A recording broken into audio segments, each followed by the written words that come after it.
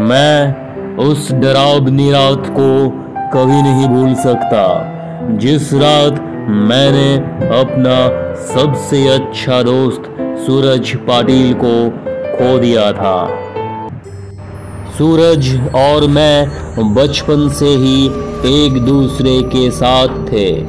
सूरज मेरा दोस्त कम और भाई ज़्यादा था। 10वीं कक्षा के बाद हम दोनों ने लातूर के एक प्रतिष्ठित कॉलेज में प्रवेश लिया। हमारे लिए लातूर शहर अनजान था, पर कुछ ही दिनों में हम उस शहर का चप्पा चप्पा जान गए थे, क्योंकि सूरज और मैं पूरे दिन गांव में बाइक से घूमा करते थे।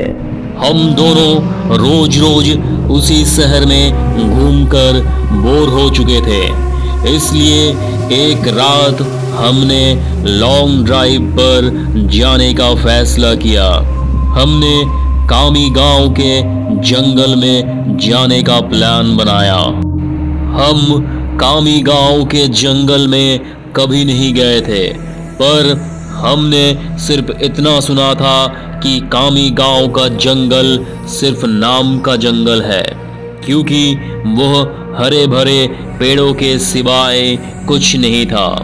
क्योंकि उस जंगल में जो भी जंगली जानवर थे वो शिकार के कारण खत्म हो चुके थे, इसलिए रात में लॉन्ग ड्राइव पर जाने के लिए वह जंगल बिल्कुल सुरक्षित था।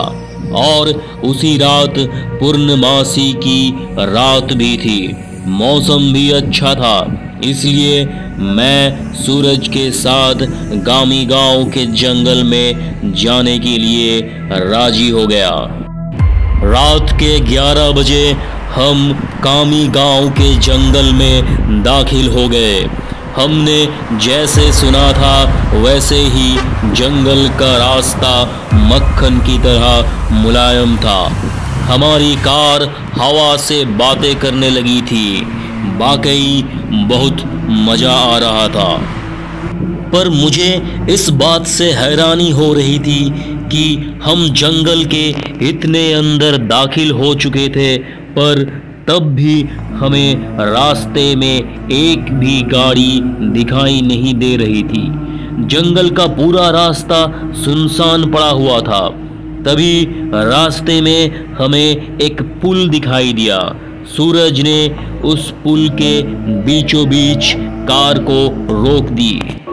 वह अंग्रेजों के द्वारा नदी में बनाया गया 100-200 साल पुराना ब्रिज था। पुल के बगल में एक बड़ा सा बोर्ड लगा हुआ था और उस पर लिखा हुआ था सेंट जॉर्ज ब्रिज। हम दोनों पुल पर गए और खड़े हो गए। पुल के नीचे से नदी बह रही थी और कोमल हवाएं चल रही थी। नदी के बहते हुए पानी में चांद दिखाई दे रहा था। इतने में दूर जंगल से भेड़िए की रोने की आवाज आई और पुल के ऊपर से बहने वाली हवाएं अचानक रुक गई। नदी का पानी थम सा गया और चांद एक काले बादल के पीछे गायब हो गया। तभी हमारे सर के ऊपर से एक टिटिहरी भयानक आवाज में चीखती हुई मंडराने लगी। मालूम वो हमसे कह रही थी कि यहाँ से जल्दी से भाग जाओ।